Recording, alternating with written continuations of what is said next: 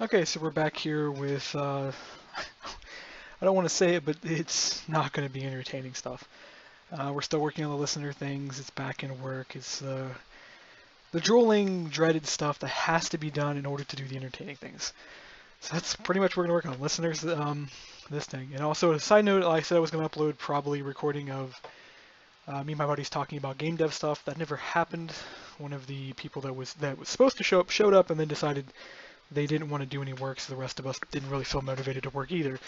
So the only thing that came out of that is we figured out what era in our universe we're going to make our game in. So it's going to be the pre-war era of this universe, basically think Fallout, except the world didn't blow up, basically. Um, so what ended up happening with that is, yeah, pre-war, so to be it's really hard to kind of base it in our history because this universe is not based on mankind's history. Although Earth is still in that universe, it's kind of like another galaxy type of thing. Galaxy far, far away kind of joke can be inserted there. But yeah, pre-war, so what happens, you got some nations that exist. They've been stagnating in technology and resources and stuff. They eventually attack each other. Nukes get dropped around. Not a full-scale planet blow-up nuclear fallout type thing. It's more going to be a few nukes kind of get dropped because these are nuclear powers that have only recently got nukes, pretty much. The timeline that this can best be put into is it's somewhere between the 50s and 80s is what the technology is sitting at. Except they have some advanced technology, so there is a possibility lasers will show up in this game, but it's going to be stagnated to modernized weapons. We're still kind of working those details out. That's the only thing we figured out. We didn't get anything else done, which was unfortunate. But between the last video and this video, I did implement a couple more listener things, and I'm just slowly pecking my way through adding more listeners. So we got to do collision is the next thing. It's the reason I kind of turned the recording on, is you guys can just watch me thump away at adding some boring stuff, so that those of you that are actually trying to learn how to program can kind of watch what I'm doing, I guess. I don't know. Not exactly good at the whole learning thing. So collision listener extends tile event listener. Yeah, this whole system was not designed very well, and I admit fault at that, but yeah, kind of just winging it. So this interface is going to handle all of our collision events, is what it's going to happen. So we'll copy this down here. Maybe collision listener. And then we got to pretty much make a method, which the only thing we got is just calling, just making methods here. The thing with the listener system is it's not really complicated. It's really, really, really simplistic. So this would be default void. And let me look at, yeah, there's no return type on that, so we can just do this real quick. And yeah, there we go. There's the listener method, and then we just go down here, we go next dot on collide entity, and now we can pick up event calls for collisions of things. We're going to make another one called bound handler, which is actually going to handle these, including render bounds. So we're going to make another one, so interface bound listener extends tile event listener. And this one's just going to mirror the same style, so we got to get this method. This method is just kind of used more as a placeholder, so we can track what the name of the event is, which is just called bounds. And then we need to put some methods in here. So we're going to just straight out copy these three methods, toss them in here, and then we'll edit them. So we'll get rid of this junk because we don't need this junk. Replace the publics with defaults. Get rid of the internals out of these, so we're just going to return null on these. Return null.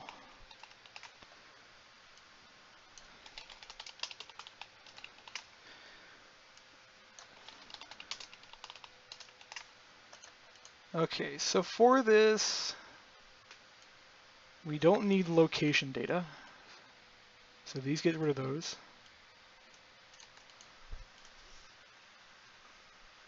And we don't need a return on that type. It's going to get a little bit more complicated when we go to handle this. This would be Add collision boxes to list. Yeah, no really need to change these.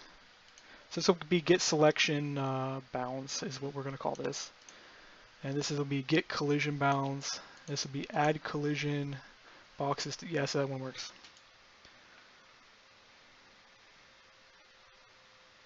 I kind of want to change this to use the cube system because we do want to migrate away from using vanilla stuff. So we're actually going to do that. We're going to do the cube system here because I can convert from cube to axis align and back.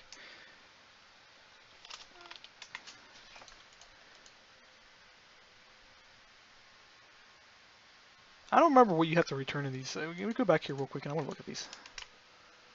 Yeah, you actually do return a certain box thing. I don't know if I want to cache these or not. So that's one of the problems with trying to handle things a certain way is that the cube will be created and then destroyed almost immediately. So you know what, we're going to just stick with the axis line box for the moment because I can wrapper this later.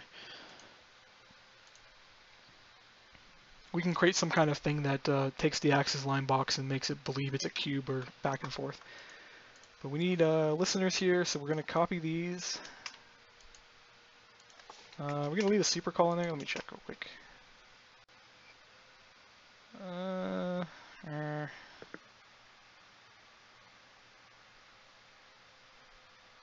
Get collision back. Yes, we'll leave that in there because that's going to call our get collision box for us. We don't want to mess with that. So this is going to be bounds is what the, or no, it's, there's collision. We handle collision already. We want bounds. Let's update. Clearly I was not paying attention. Some iBound listener. This is called bounds. And we just want to go through each one of these and just call it, because what it'll do is it'll add collision boxes. And hopefully whoever's running the listener does their job correctly, because I'm not going to sit here and check to make sure all their boxes are valid. At least I don't want to, but you know what, I got to do it. So go make a list. So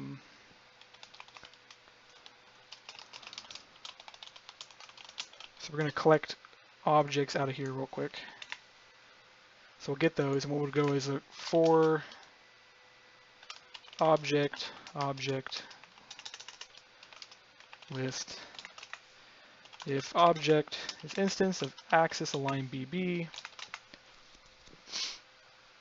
And what does it do up here? It just checks to make sure they intersect with each other.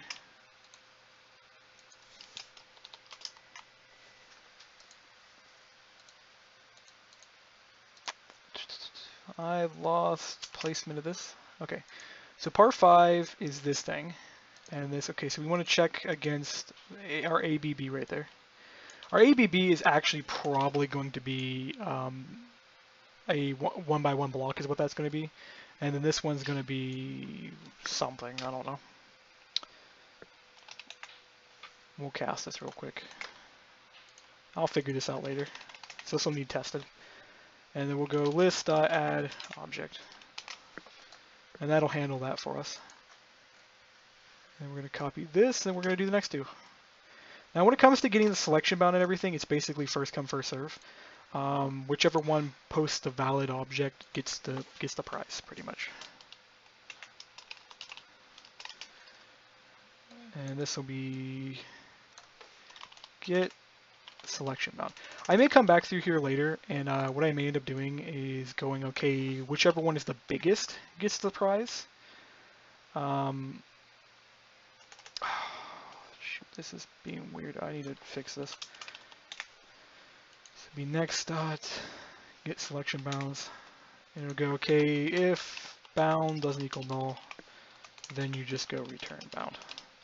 So first come, first serve is how we're going to do it right now. So we'll make a mark here to do change to largest box wins. And then this needs to be changed to bounds. Cool. Copy this, drag this down here, and all we got to do is change this from selection bounds to collision bounds, and we're done.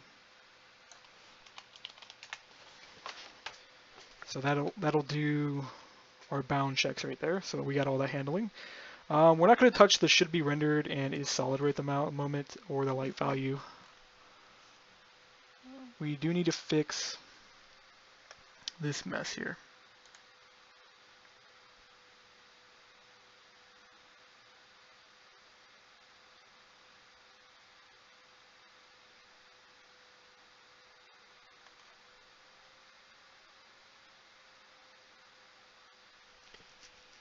Okay, I think I can do this.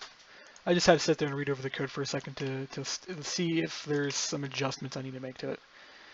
It looks good so far. Let's get rid of this, and then what we want to do is... Why is this acting up? Ah, so we hit our first iBlock access thing that we need to fix. So this needs to be icon listener.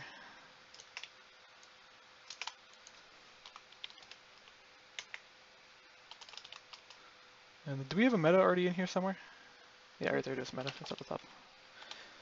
So we want to go icon, and we would go, okay, if icon doesn't equal null, return icon. This is another first come first serve system, and this will probably always be a first come first serve system because there's no real justification where we can check for any quality. The only thing you would actually ever check to see if the texter was missing. That would be the only thing you would do in here is be like, texter's not there, we ain't going to use it. Okay, we need to make a new constructor. So I'm going to copy the whole thing and just redo it that way. So this would be iBlock access. And then we need to make a separate variable. So it would be private final iBlock access. This would be access, and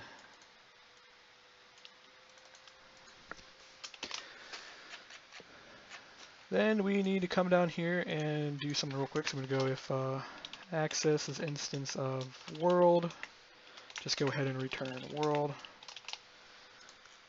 And what we want to do is we start using this variable. So I'm going to go, okay, if world doesn't equal null, then you want to use world, and you want to go else if access doesn't equal null, and then be tile equals.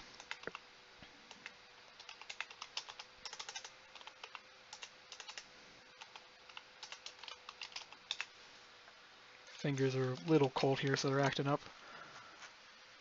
Any other spot we're using the world check at the moment in this iterator? Not really. And these actually need to no longer be final. To be honest, like none of this needs to be final. I'm actually just going to go ahead and do this with it. It's all private. You shouldn't be able to access it in the first place. But that should handle things, I guess, because that was the only thing we had was the tile here. And that'll allow that to function properly. Let's close some of these other ones. Okay. So that handles our icon. We can't do our listener thing down here, so we can't do anything fancy with this. This has to pretty much be its own icon system here, and it can't be iBlock listener because we can't inject a location. It's pretty much just it exists or it does not exist. JSON system is good. This is theoretically actually could be a listener. And I have thought about it a couple times, but then we got a system down here where this needs to run. Although this does flow into here, so it functions, I guess. Okay, I'm going to leave texter handling with registry done with the JSON system because in 1.8 and up, you can't even use this method to start with, so there's no point in implementing it. Color multiplier, probably not going to do right now because I don't have anything that uses it. I'll add it when I use it. Same thing with a lot of this other stuff. We'll just do a whole caller listener method. Pick block is what I need.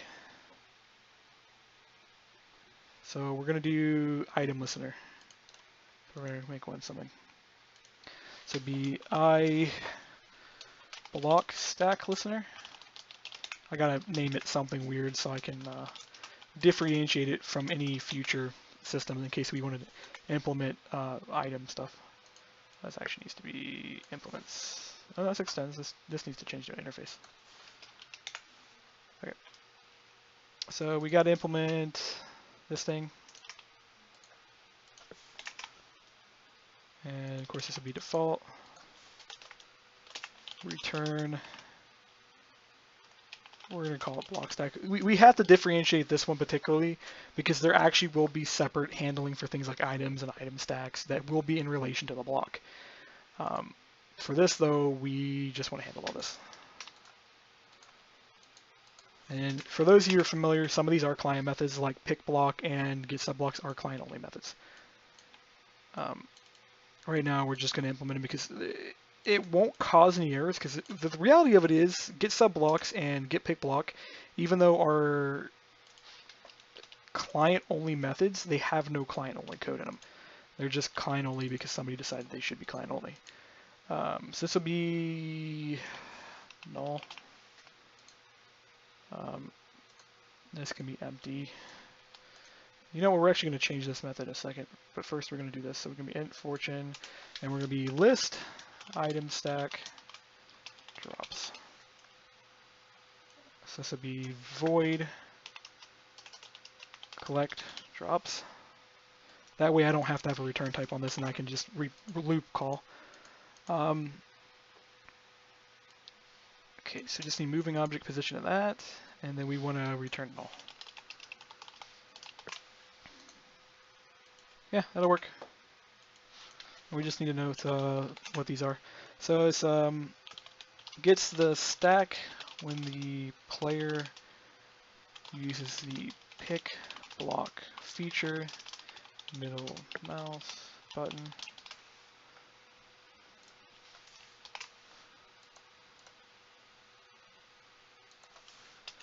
This is a client only method. I just want to do that mainly to get the client only method.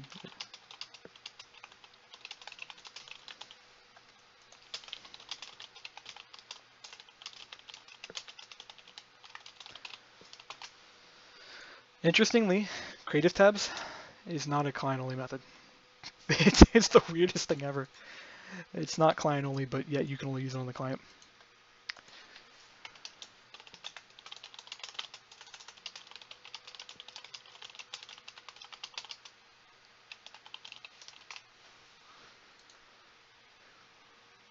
Cool. We just got to implement those now. So we go up and we want to copy our loop pretty much, because I don't like rewriting this thing.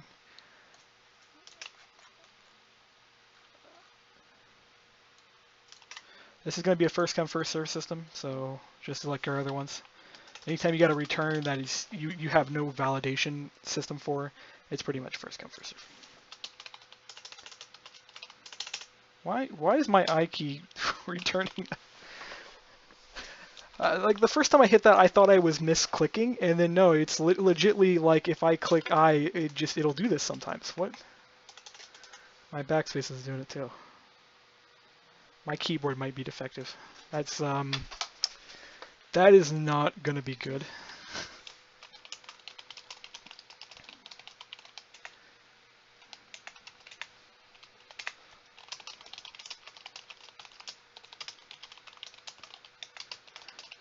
Okay, so the only thing we're going to do here is just some null checks. I check both the stack and the item, as I've had items come back being null, especially if they're OR dictionary related. You'll have them come back null sometimes. It's just bad development practices that cause it to happen. I've had it, I mean, I've produced code that way, so I'm not blaming other developers saying I'm unique and special. It's just, it happens to all of us. Okay, so we need to handle the code in a certain way here. So this is going to be list item stack. Actually, this needs to be an array list. So we want to call the super call, as that'll get us our drop block. And then we want to call our subcall, which, by the way, I'm just going to copy this real quick. I know I didn't do that the first time. Because then I can just do next collect drops, and then just items, and then meta, and then fortune. Okay, that worked. And then subblocks is our last one, and subblocks is the same thing. You're just going to call next, and then you're just going to call the method. So get subblocks, item, creative tab, list. This is the first one we've run into that we actually cannot get a location. So I'm going to go null 0 0 0.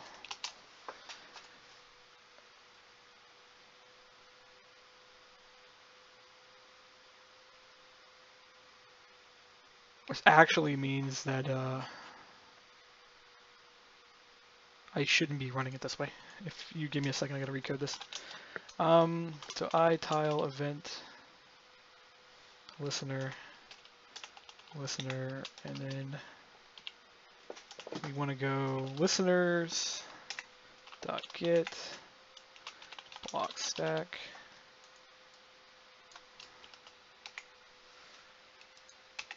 And we want to rename this to next real quick so I don't have to recode the whole thing. And then we'll redo this, and this will be listener. And then we want to encaps or wrap the whole thing so that way we can go, okay, if listeners dot contains block stack.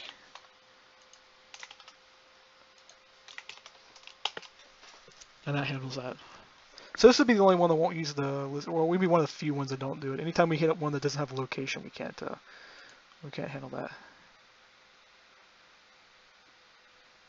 Okay, so these are going to be handled by the balance check systems. Let me go find that. What are their calls? Click, copy, paste. Okay, so this is not going to be a first come first serve system. This is literally just going to be a YOLO, which is just going to function system. And the reason I say that is there's legitimately no way to handle this any other way. Okay, so I have to create this method inside here. And default void, do that. There we go. This will be next dot set bounds based on state. Locations handled, and you know what I forgot to do?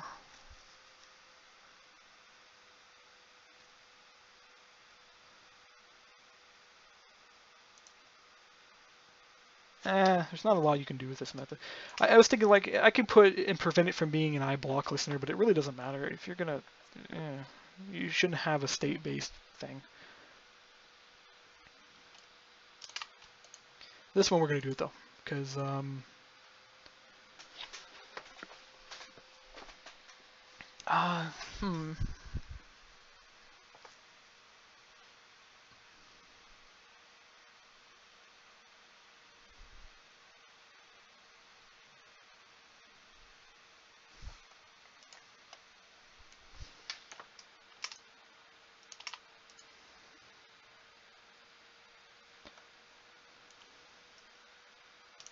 we'll make a new method for this. Just whoever uses it will have to understand that this is not a block-based method, and we'll document it real quick. Call to set block bounds based on current state. Call to set the block bounds based or block bounds for the item. Let's not inject location data. We actually could get the location for this, but it's yeah, complicated.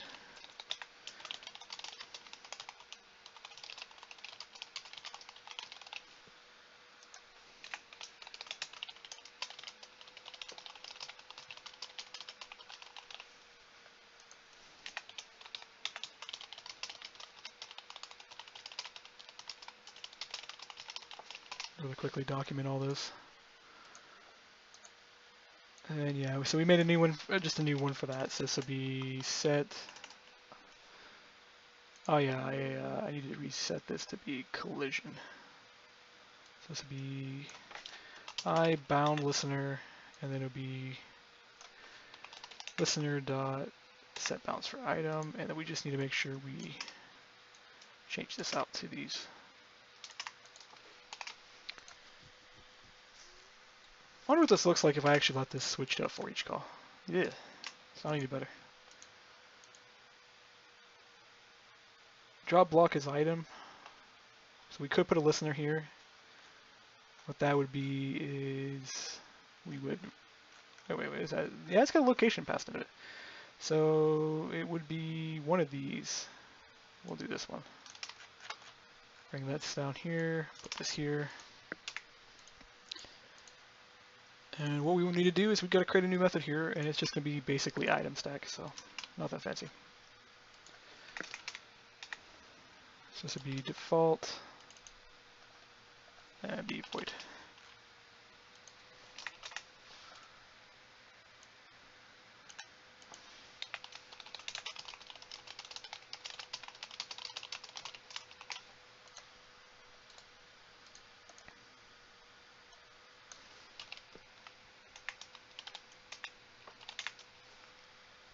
In theory, this is already set up to do,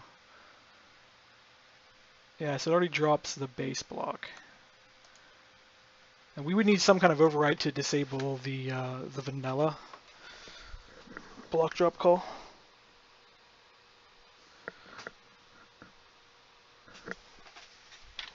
You know what, we're going to put this at the bottom, so we're going to do this at the very, very last second. And the reason I'm going to do that is this is passed in by reference. So what you could do with this call is you could set this to null, and this would not drop, in theory. Let me check to see where this is at. There's no null check, so we need to make a null check. So we'll go if item stack doesn't equal null, and item stack dot get item doesn't equal null. So we gotta check for both those, of course, as I've noted before. There's some stupidity going on. That'll work. I don't really like the vanilla block drop because it throws your item everywhere. I might replace that here in a second. Yeah, inventory utility dot drop block is item world x y z, and I don't want to actually drop block. I just want to drop item stack. Drop item stack.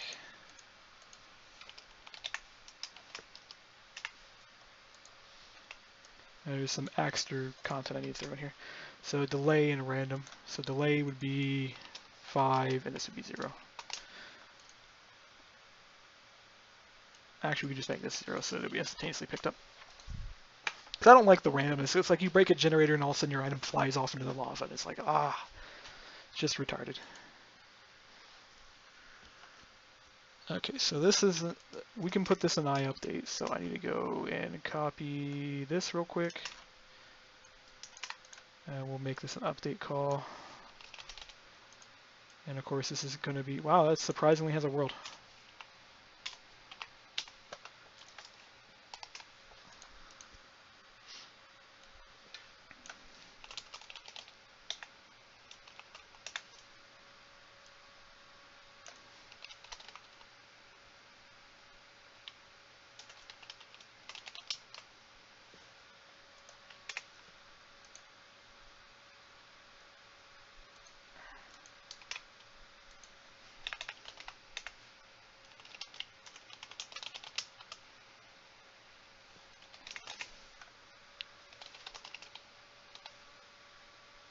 I had to turn -1 actually.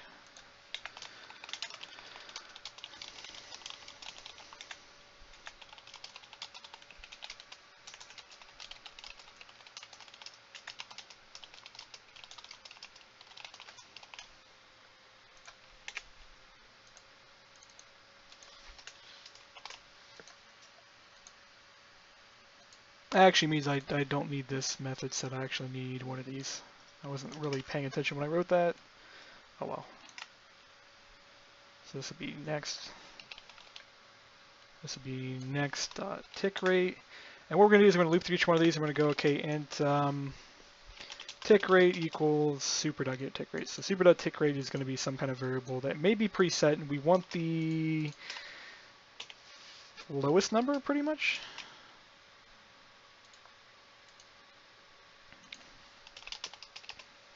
And we're going to make sure these are higher than ours. So this would be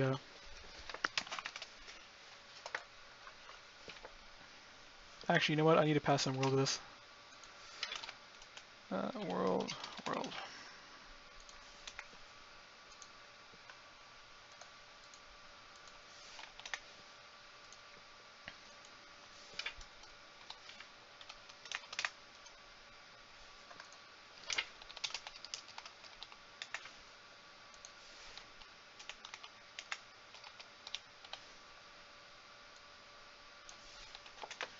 There we go. That's set up. I do need to change this to update though, so that way it'll get the right listener set.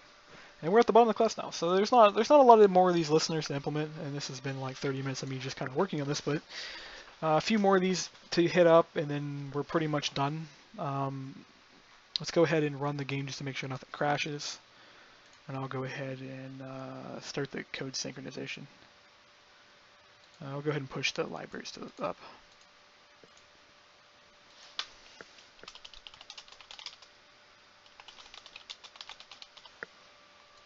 So this is kind of what I'm doing for my event system. A lot of mods will implement an event system and they'll use the Forge event system. I wanted to use something closer to how Java does this thing, which is the listener system. I still do plan to use an event system, so there'll still be events you guys can capture. But they'll be for more specific things like explosives going off or machines exploding, things that would be more preferable to capture via an external rather than on particular. So the listeners are for internal events, so for things like block updates, things that are not global, and then I'm going to use the Forge event system for more global events, things that would trigger additional actions. So say a machine exploded, all the machines around it might start exploding. That would be a good use of an event. Did we crash? No, just taking its sweet little time to load. And then Volt Engine is the other one that needs to load up, and we'll wait till after it runs to do this stuff. Actually, no, I can sync that one up real quick. That's me adding some more properties.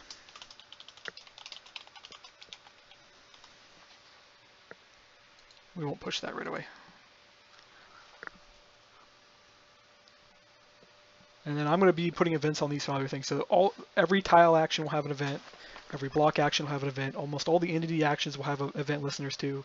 I plan to use the event system more on the entities than I do on the tiles. The tiles are just kind of, they're getting these events so I can basically play with Legos is a way to put it. This is how I've actually been describing it to other people.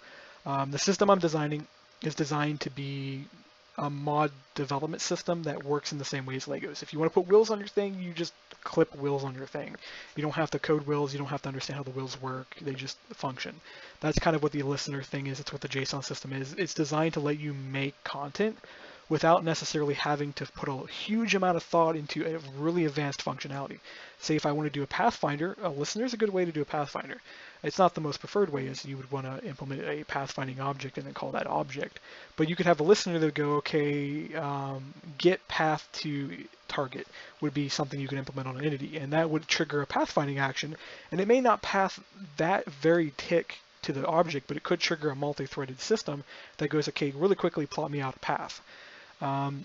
Or actually even better, you would have an update tick. So you'd have an update tick running on your AI, and your AI would go, okay, it's more than likely that I'm going to need a target in the next 5 ticks. And the listener goes, okay, I'm going to start providing you a target in the next 5 ticks. And what it does is it goes and triggers the multi-threaded job system, and it triggers a thread job. So that way it'll go, hey, I need to find a path, I need to find a good target, I need to find a lot of other data. And the thread system will run and go, oh yeah, here's the answer you're wanting, and the listener would give the answer back. That's one of the perfect uses of the listener system, and it's going to be implemented everywhere. I'm planning on doing items and stuff, so that whole gun system I got, you very likely see it start being implemented via the listener system, because this lets me customize things a lot better. I don't have to implement this huge bulk of code, these massive switch statements, massive if statements, just to handle all the different edge cases. If I find an edge case, I add a listener, and the listener handles the edge case. So if I want to handle, say, Reika's machinery, I add a listener that goes, okay, we want to implement Reika's machine functions. And then, of course, there would be a block wrapper that would actually implement the actual interfaces, but the listener would handle the functionality. And, of course, you would do a lot of other things. IC2 event triggers would be a good way, because IC2 insists you have to tell its grid where your stuff is. Very similar to RF, by the way. Or not RF, Red Power. Red Power had a problem like that. I never liked it. The way their system is designed, it worked really, really well, but it had that flaw that you had to notify some kind of parent network everything that happened. At least that's my impression of it when I looked through their code back in 1.2.5, but that's been like 5 years now. It's been a while. Like modding way too long.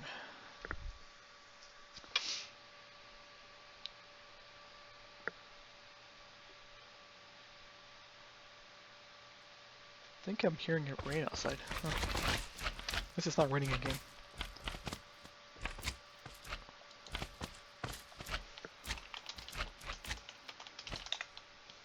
Okay, I gotta fix it so these guys don't spawn anymore.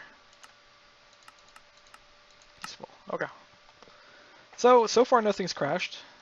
I can still pick block things. I can still place these guys. I need to fix their multi-block handler still. And the icon is not set up correctly. So you notice how there's a missing icon? That's easy to fix actually, surprisingly. So a couple things left to do, but so far that's good. I'm going to go ahead and close this video off, and this is just going to be a video with more listener work. And I'll get back to work on everything else, and hopefully in one of the next few videos I'll be able to show off everything working good.